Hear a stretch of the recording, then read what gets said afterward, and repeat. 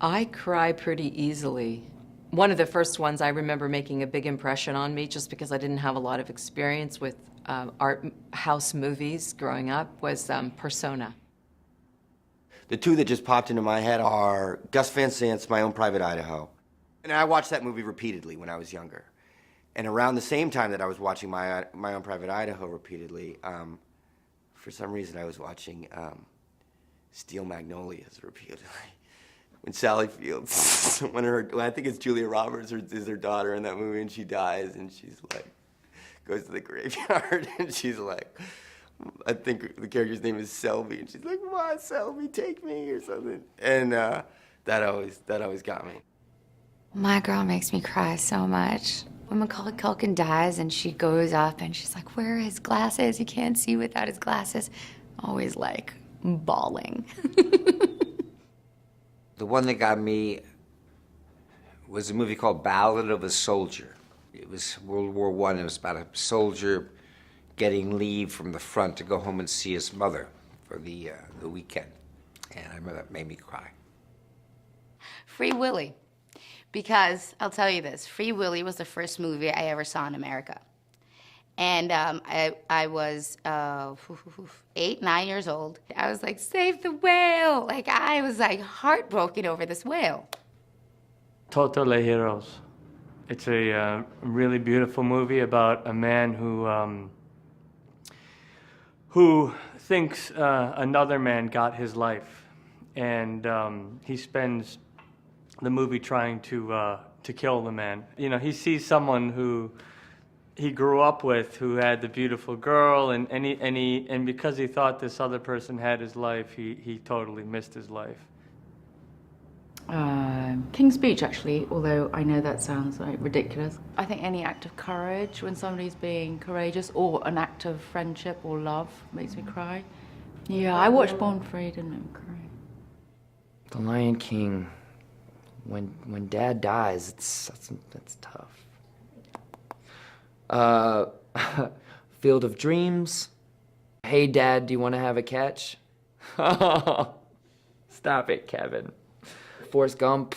The scene where he walks in and she says, he's your son, and he can't get it out. He says, is he smart or is he like me? And that's heartbreaking. Other than that, Super Troopers? Yeah, but I was probably, I had eaten some really bad brownies. So. You have no idea, when I first saw Charlotte's Web, I cried hysterically when Charlotte died. I literally lost it. It's me and animals in movies. I mean, it's bad. I watched Marley and Me on a plane, and like, it was one of those overnight flights, and so everyone's like, you know, cocooned in their seat, and I'm like, crying, and then this man woke up beside me. I was so embarrassed, and it was bad. It's so sad for me. Can't get In the Name of the Father out of my head. Just someone fighting and banging their head against a brick wall over and over and over again is compelling and upsetting and relatable and universal, and then finally the wall cracks, and then finally the wall breaks. The way we were, because I just loved them together. I wanted them to stay together. I loved them together. I cannot watch Bambi. That's unbearable. I'm very easy crying. I can cry with Christmas spots, TV spots. Like, when they're coming back to home for Christmas, that breaks my heart. I saw To Kill a Mockingbird on the television again the other day, and it's just a beautiful film, and there's simple shots, the shots tracking slowly through that little quiet town can almost make you cry because you feel the weight of the film.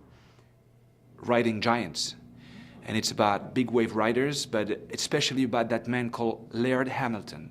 He has no father, and he meets that big wave surfer, and he decides that this man is going to be his father. And he presents him to his mother, and they fall in love, and they get married, and he takes his name. Gone with the Wind made me cry because it just seems so unfair. The Fire made me upset and made me cry, and I had to leave the theater for a minute and then come back.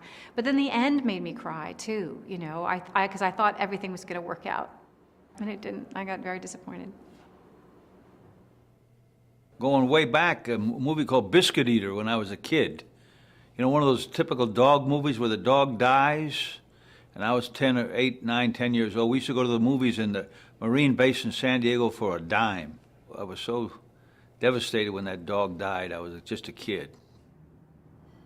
I took a class at school last year where we watched documentaries where they showed this movie called Salesman by the Maysles Brothers. Nothing is more kind of like, you know, like existentially barren than the characters' experience in that movie. Well, the latest movie that I saw that made me cry was Marley and Me.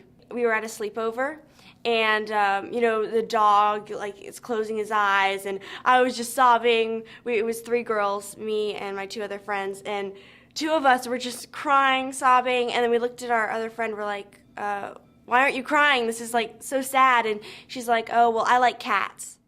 It's been a long time since I've seen it, but I was a mess. It was Dumbo. No, I mean, a baby elephant's mum gets locked up in prison. I mean, who's not going to cry? Come on. You know, I remember when I first saw that in the cinema. As I remember them, it was 3 skinheads with tears pouring down their face. So they weren't just English, they were skinheads. And they were weeping at Dumbo.